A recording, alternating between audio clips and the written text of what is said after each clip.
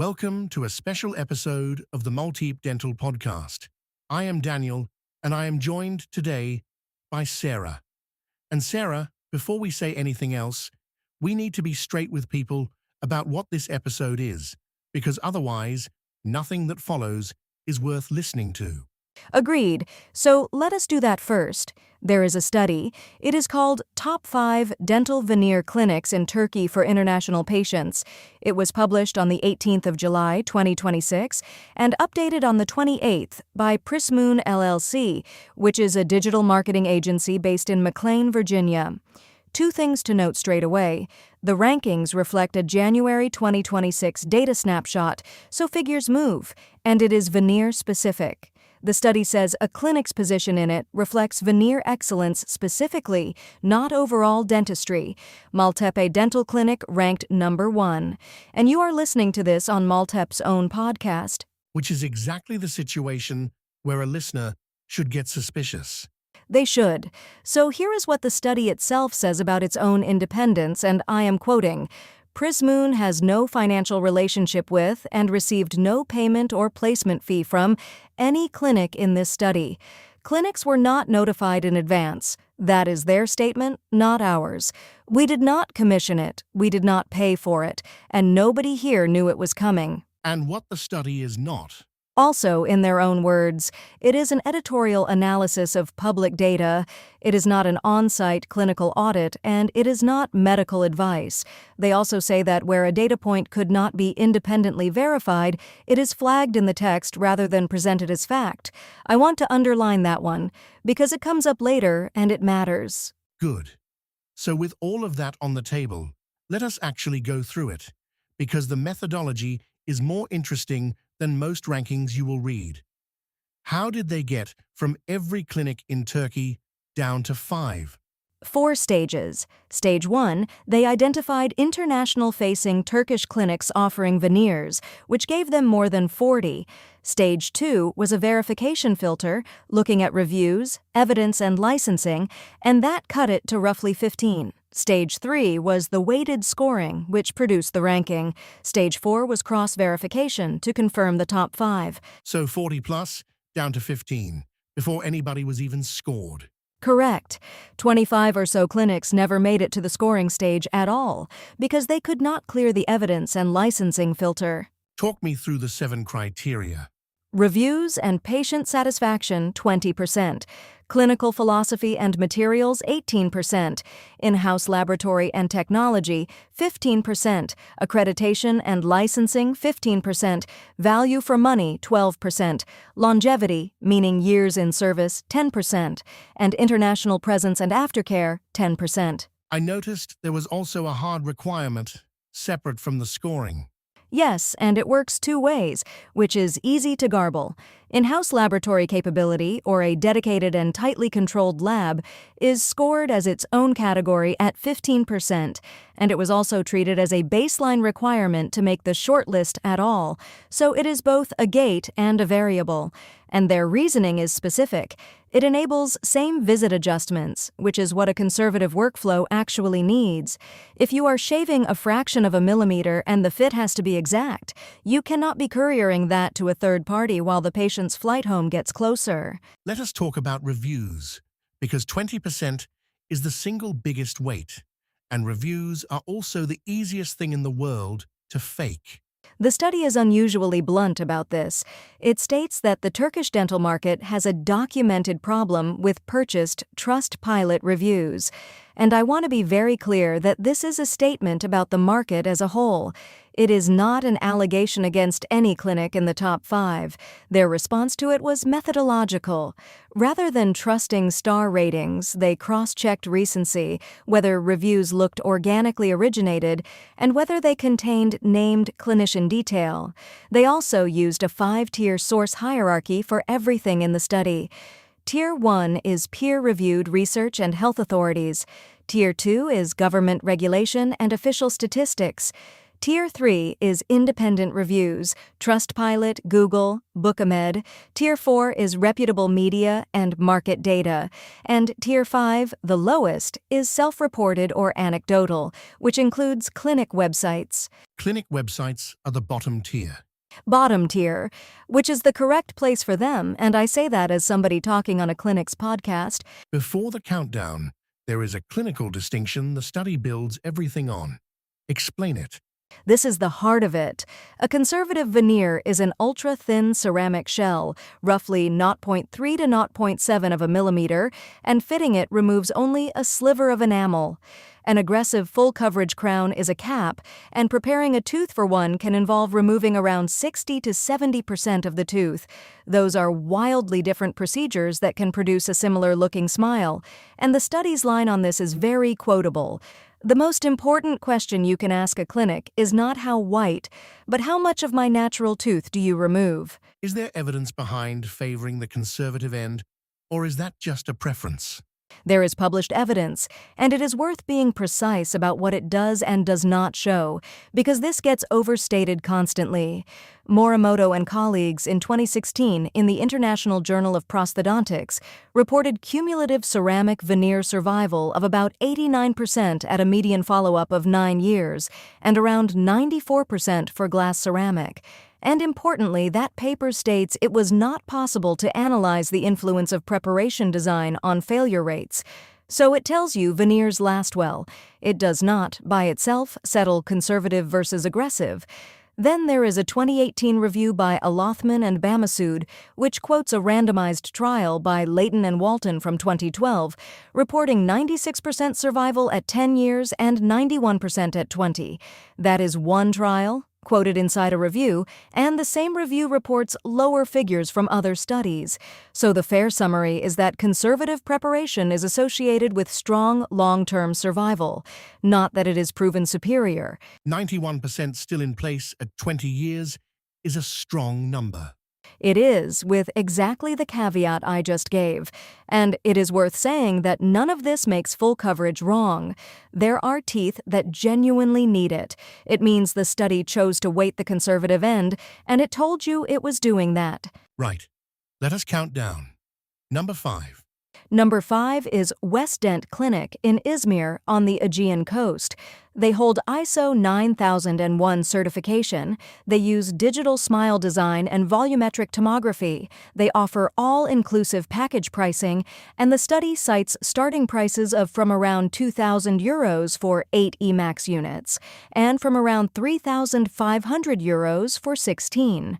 I want to stress those are from prices, not flat prices. They also run extended operating hours, which genuinely matters if you are fitting treatment around a short trip. And the caveat, because there is one. There is, and I want to state it precisely, because precision is the whole point here. The study says West Dent has only a handful of third-party reviews, and that its accreditation footprint is harder to confirm from primary sources. Note what that sentence actually says. It is a statement about what Prismoon could verify from outside, not a finding about the standard of care inside the clinic. The study's own rule is that unverifiable points get flagged rather than asserted, and that is exactly what happened here. Their recommendation is that Izmir-specific patients do additional due diligence, which is reasonable advice for anyone, anywhere. Okay, number 4. Atelier Dental in Antalya, founded in 2000, so 26 years and counting. This is a 29-chair mega facility with a full in-house laboratory, more than 7,000 five-star reviews across multiple platforms, Trustpilot, Google, and Facebook. They hold a Quality Choice Prize. They work with EMAX, Empress, and Vita Suprinity, and they offer lifetime guarantee arrangements. 7,000 five-star reviews is an enormous number. Genuinely enormous, and the multi-platform spread is meaningful because it is much harder to manufacture consistency across 3 independent platforms than on one. And I want to quote the study directly here because it is generous about Atelier, and it should be. It calls them the most credible competitor on this list, and one that deserves respect, and says that on infrastructure and track record, it is formidable. It also says of Atelier and Maltepe, And I am quoting, "Both are excellent.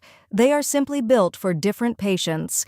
The study frames Atelia as best suited to patients who prioritize industrial infrastructure, volume experience, and guarantees over boutique personalization. Then number 3, Sevel Smile, with locations in Antalya, Istanbul, and Didim.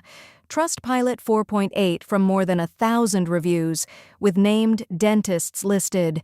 They are an award-winning destination clinic and they run genuinely all-inclusive packages, transfers, hotel, refreshments, the whole thing. Their brand is built around the Hollywood smile and what they describe as pearly white zirconium. And the study notes they emphasize the experience as much as the dentistry. which some people want. A lot of people want it, and there is nothing wrong with wanting it. If the trip itself is part of the point, that is a legitimate thing to optimize for. The study's summary is that Sevel Smile is best for patients valuing the smile holiday experience and bright, uniform results. And number 2, Dental Center Turkey, operating in Antalya and Fethiye. This is a serious operation. Multi-location chain, ministry registered, with an international health tourism license. In-house laboratory with more than 20 technicians. Trustpilot around 5.0 from 1,577 reviews, and more than 44,000 patients treated. They run CREC and CBCT systems, and they publish transparent pricing. published pricing is rarer than it should be in this sector. Rare, and I would rate it higher than most people do. Published prices let a patient compare like for like before they ever make contact. They have also had mainstream coverage, including a feature in Hello magazine on the Love Island contestant Luca Bish. The study characterizes their philosophy as high volume, high coverage Hollywood white transformations, and says they are best for patients seeking maximal, ultra-bright results at scale. That is a different product to a conservative veneer. Not a worse one. A different one. And number 1, which is where we go back to being uncomfortable about our own position. So let us be uncomfortable properly. Number 1 is Maltepe Dental Clinic in Istanbul, 22 years and counting, in-house laboratory verified, aftercare through a London partner clinic, Trustpilot 4.5 with 7 documented certificates. Materials are IPSE Max, which is lithium disilicate, made by Ivoclar Vivident. The philosophy is ultra-thin, minimal preparation veneers preserving natural enamel, natural smile design rather than piano key white, and they publish something called a prep level scale. Sarah, I want to point at a number, because if we skip it, we look like we are hiding it.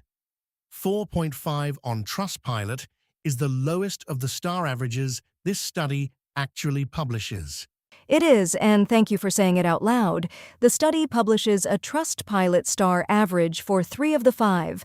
Dental Center Turkey is around 5.0 from 1,577 reviews. Sevel Smile is 4.8. Maltepe is 4.5, the lowest of those 3. Atelia is listed differently as more than 7,000 5-star reviews across platforms, which is a count rather than an average, so it is not directly comparable, and Westdent is listed as thin and mixed. So the honest version is this: on the star averages you can actually compare, we are last. So how did it still rank first? Because reviews are 20% of the model, not 100.